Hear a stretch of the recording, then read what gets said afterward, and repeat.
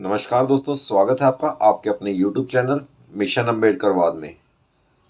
तो दोस्तों, अभी 21 जून की एक घटना हुई, आपके शायद नॉलेज के अंदर ज़रूर रहा होगा कि इटावा गांव के अंदर, इटावा एक जगह है यूपी के अंदर, वहाँ पे कथावाचक गए और वहाँ पे कथा की और उसके बाद उनके साथ बदसलूकी की गई। और बदसलूकी क्या हुई और क्यों की गई, उसके बारे में भी मैं आपको ज़रूर बताऊंगा। इस सारी घटना को जानने से पहले हम इसकी कुछ वीडियो क्लिप्स देख लेते हैं। जब मैंने एक दिन कथा कही, कलश यात्रा हो गई, सब कुछ होने के बाद जब आरती वगैरह हो गई, कमरे पर सामान पहुंच गया रुकने के लिए। फिर बोले ऐसा चलो भोजन पालो चल करके। तो हम 4 लोग थे भोजन पाने के लिए। जब आए बोले तो ऐसा करो, भोजन बाद में पाना, पहले मुझे ये बताओ तुम्हारी बिरादरी कौन है। मैंने कहा मेरी बिरादरी पता नहीं है, तुम्हें 15 किलोमीटर दूरी है हमारी आपकी। बोले क्या बिरादरी, मैंने कहा यादव। बोले तो तुम्हें यादव होकर के कथा कहने के लिए नहीं आना था। मेरा 103 देहरी है गांव में, मैं सब ब्राह्मण समाज हूँ, और यादव होकर के तुम गद्दी पर कैसे बैठोगे? तुम्हें गद्दी पे बैठने का अधिकार नहीं है, तुम कथा नहीं कह सकते हो। उन्होंने जो है मुझे बंदी बना लिया। बोले जो भी भागवत का खर्चा है ये आपसे ही लगेगा। एक उन्होंने सोने की चेन ले ली हमारी, और बोले इससे भंडारा होगा। तुरंत बात की उन्होंने एक व्यास जी से, व्यास जी को बात हुई तो 30,000 रुपये की बात आई। उन्होंने कहा 30 नहीं, तुम 25,000 दो, 5 हम दे देंगे। 25,000 रुपये हमने फ़ोन करके मंगाए अपने ड्राइवर से, वो घर से रुपए लेके गया। जा करके इन्होंने सवेरे 4:30 बजे रुपए दिए। पी करके ये सब लोग मुझे मारते रहे, हमें, हमारे साथियों को। तो ये तो अंधा है, इसके भी बाल काटे, ये पीछे बाल काट दिए इसके भी। और बोले ये अंधा है, इसको छोड़ दो, इसे मत मारो, ये अंधा है, भाग के भी कहाँ जाएगा। अब हम दोनों को बंदी बना रखा। तो पैसे दे दिए, बोले अब इनको जाने दो। बाबा जी थे एक नागा, उन्होंने कहा भाई जाने दो, गलत न करो।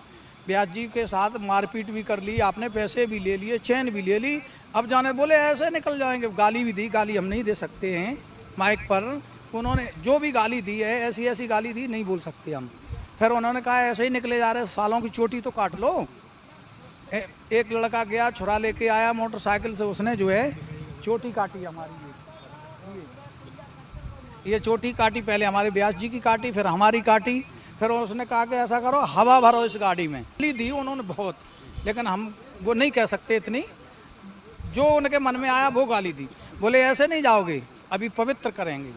अब उन्होंने पैर छुपवाई, पैर छुपवाने के बाद बोल परिचतानी जो बनी थी, बोले उनसे कहा ऐसा करो, पेशाब करके ले आओ, इनको पवित्र करो, अभी तो ये शूद्र हैं। उन्होंने पेशाब करके फिर इनके ऊपर, हमारे जो व्यास जी हैं, इनके ऊपर पेशाब छिड़की। बोले अब जाओ, अब तुम पवित्र हो गए हो। कथा कहने के लिए जयकारा लगाया बजरंगबली का, और बोले जाओ। हमने कहा सामान, बोले सामान वामान कुछ नहीं मिलेगा, भाग जाओ यहाँ से, न मारे जाओगे। अगर कोई बात भी हो गई, किसी से कह दिया, फ़ोन भी कर दिया, तो उठवा के मरवा भी देंगे। भागवत करने तो हम बहुत दूर, इलाहाबाद, फतेहपुर, इधर भी करे आए, लखनऊ, इधर हर जगह हम कथा कह आए। एमपी में भी गए, हर जगह जाते हैं, राजस्थान, हरियाणा, पंजाब। इस अब राजनीति की बात थोड़ी है यहाँ तो मेरे सम्मान की बात हो गई। मेरा तो सम्मान ही चला गया भाई। जैसे मंदिर है, कोई मंदिर बना हुआ है और उसका ऊपर का शिखर तोड़ दिया जाए, वो कैसा लगेगा भाई? चोटी जब हमारी उखाड़ ली, तोड़ दी, तो अब हमारे पास बचा क्या भाई? हमें तो मर जाना चाहिए, मरने से भी ज़्यादा कर दिया। आत्मसम्मान पे नहीं, मरने से भी ज़्यादा। मार देते तो कोई कष्ट नहीं था, मार देते तो कोई कष्ट नहीं था, ये हमें नहीं झेलना पड़ता। उन्होंने जो किया है हमारे साथ वो अच्छा है। हम कहा किसी के साथ और हो ऐसा, उससे पूछो कि क्या आप उस पर बीत रही है। कि हमें मतलब जो है मरने के अलावा कुछ दिखाई नहीं दे रहा था सर, क्योंकि ये घटना जो हुई, ऐसी ज़िंदगी में पहली बार मेरे साथ ये घटना हुई सर। मेरे बच्चे भी रो रहे थे सर, मैं भी रो रहा था। मुझे मर जाना चाहिए, मुझे जीवित नहीं रहना चाहिए। कुल मिला करके मेरे साथ जो हुआ, ऐसा भगवान किसी के साथ न करे।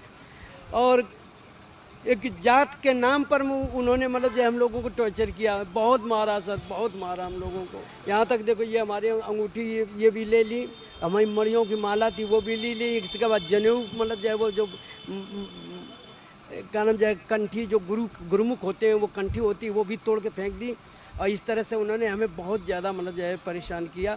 यहाँ मतलब जो है बीड़ी छुड़का दी, इसके बाद जो है मुंडन कर दिया, इसके बाद वो ब्राह्मणी के नाक गिरवाई, और इसके बाद जो है उन्होंने मतलब जो है मूत्र या जल जो कुछ छिड़क करके बोले कि आप पवित्र अब जाओ, गाली दे करके जयकारा लगाते हुए हम लोगों को विदा किया उन्होंने। हमें पूरे गांव के लोग थे, कम से कम 50-60 आदमी थे, पूरा गाँव था मान लो। डर है अभी भी? अब डर तो हमें मतलब डर वो अब तो हम अपने गांव में आ गए, अब तो डर नहीं है, लेकिन डर यही है कि समाज का डर है कि समाज ने हमको मतलब इस तरह से मतलब जो है समाज में हमें शर्म महसूस हो रही है कुल मिला करके। मुझे 2-3 थप्पड़े मारी और पेशाब जैसा ऐसा लगा जैसे पानी हो, लेकिन हमें तो ये विश्वास है कि उन्होंने पेशाब छिड़की है। भाई हमको दिखता तो है नहीं, पानी जैसा छिड़काव किया, लेकिन पेशाब छिड़की गई थी और 2-3 थप्पड़े मारी और हमारे बाल काटे। बोले ये तो अंधा है, इसे छोड़ दो, ये कहीं भाग नहीं पाएगा। तो पर उससे पहले मैं आपको बता देता हूँ कि बदसलूकी क्या हुई। तो बदसलूकी के अंदर मैं आपको बता देता हूँ कि उनके बाल जो हैं, जो कथावाचक जो थे, 3 लोग की टीम थी, एक ढोलक वाला था और 2 जो लोग थे वो कथा कहने वाले थे। पर उनके साथ में जैसे ही कथा उनकी कंप्लीट हुई, 2 दिन के अंदर उनकी कथा का जो कंप्लीट होने के बाद, उसके बाद उनके बालों को काटा गया, उनके ऊपर पेशाब का छिड़काव किया गया, यानी औरत का पेशाब लेकर उनके ऊपर छिड़काव करके उसका शुद्धिकरण की बात कही गई। और दूसरी बात है कि उनके पास जो भी सामान था, जो उनकी सोने की चेन थी या फिर उनसे पैसे, स्पेशली पैसे मंगवाए गए उनके घर से, और बीड़ी से भी उनके शरीर को जलाया गया। और इसके बाद उनसे जितनी भी बदसलूकी करी जा सकती थी वो करी गई, स्पेशली छुरा मंगवाकर उनकी चोटी को काटा गया। और ये जो घटना रही वो किस लिए रही, क्योंकि जो यादव समाज के जो कथावाचक थे वो कथा करने ब्राह्मणों के गांव के अंदर गए थे, और ब्राह्मणों का गांव, उन्हें नहीं पता था कि हाँ ये जो है वो यादव समाज से ताल्लुक़ रखते हैं, और शायद ध्यान नहीं दिया किसी ने।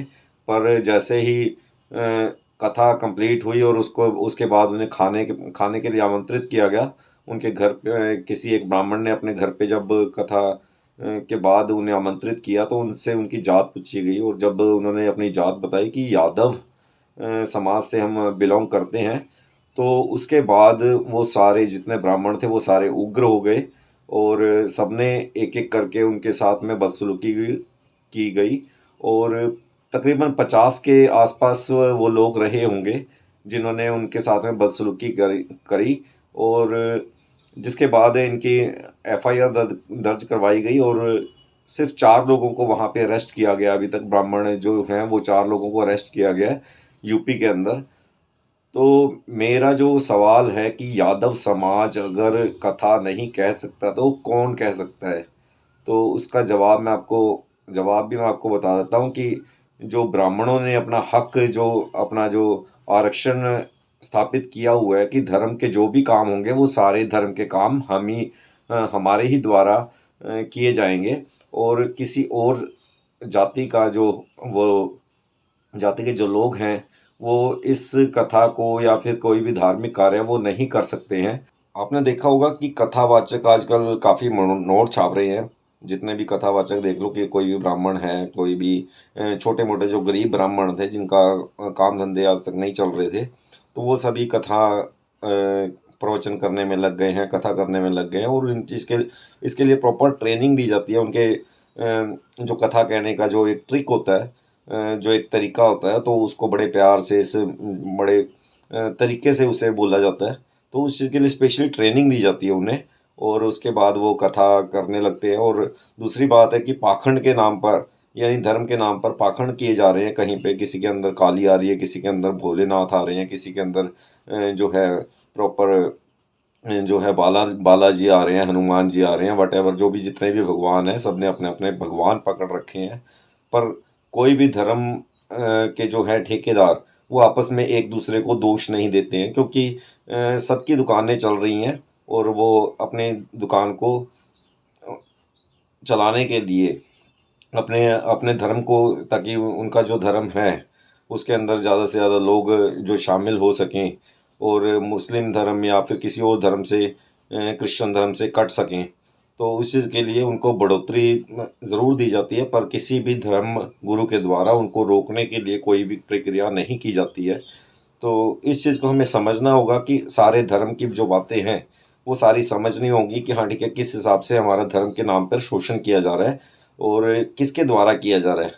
तो ये चीज़ें सारी हमें समझनी होंगी और देखना होगा कि हाँ ठीक है, किस हिसाब से हमें जो अपनी दिनचर्या है जो किस हिसाब से गुजारनी चाहिए, किस हिसाब से किस पे फेथ करना चाहिए, किस पे नहीं करना चाहिए, क्योंकि जो धर्म है वो आपको कहीं ना कहीं डगमगा देता है, आपकी जो लाइफ है वो कहीं ना कहीं आपको डिस्टर्ब करती है, क्योंकि धर्म के अंदर आपको बहुत ही जो है रुकावटें आपको मिलेंगी कहीं जो लॉजिक्स हैं वो बिल्कुल अगर उनकी लॉजिक की अगर बात करेंगे तो आप सवाल नहीं उठा सकते, और अगर सवाल उठाते हैं तो आप उस धर्म के दोषी हो जाते हैं। उस धर्म के जितने भी अंधभगत हैं वो आपको मारने के लिए तत्पर रहेंगे। तो ये समझना आपको खुद को पड़ेगा, हम सिर्फ समझा सकते हैं, पर समझना आपको खुद है।